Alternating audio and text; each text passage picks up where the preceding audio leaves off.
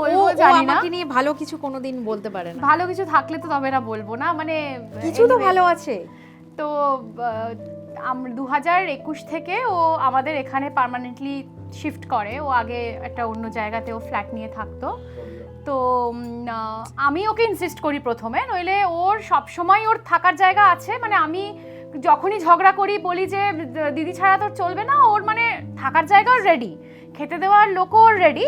দিদি is just like মানে কি বলবো, একটা মানে এক্সকিউজ একটা, যে হ্যাঁ ঠিক আছে দিদি বাড়িতে থাকি চলো, একটা পার্মানেন্ট থাকার জায়গা, কাইন্ড অফ হস্টেল। তো 3 বছর মানে তখন অরিত্র তখনও মানে ওর লাইফে আসেনি।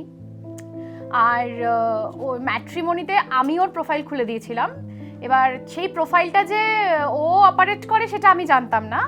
তো একদিন খেতে বসে ওই 2022-এর ওই মাঝামাঝি থেকে যখনই আমরা খেতে বসছি, সে খালি আমাদের সামনে এসে বলছে আমি কানাডা যাব, আমি নায়াগ্রা যাব।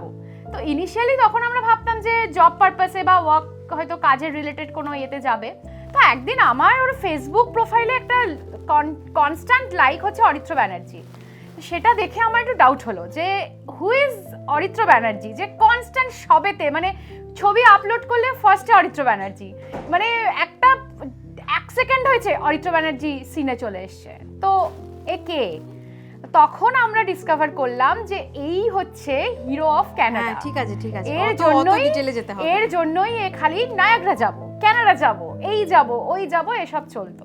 এনিওয়ে ওইভাবেই আমরা জানি ফার্স্টে। তো তারপরে অরিত্রর সাথে ফার্স্ট টাইম ও যখন আলাপ করালো থ্রু ফেসবুক অ্যান্ড ফেসবুকে অ্যাড করা হলো, তারপরে হোয়াটসঅ্যাপে দেন ফোন কল হলো, দেন আমরা ফাইনালি তারপর মিট করি। ইন্ডিয়াতে আসলাম যখন, তখন মিট করলাম ফাইনালি। তো বাট অরিত্র আর ও দুজনে পুরোপুরি, ও একটু আগে বলেছে, পুরোপুরি ডিফারেন্ট। অরিত্র প্রচণ্ড কম কথা বলে, আর আমি হচ্ছে ততোধিক বাচাল।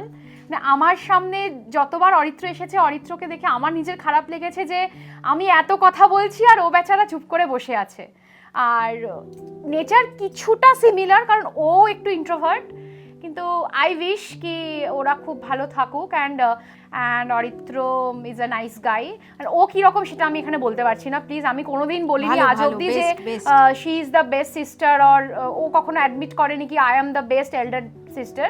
সো ওগুলো আমি কিছু এখানে বলতে পারবো না। But yes, my best wishes আর অলওয়েজ দেয়ার ফর দেম।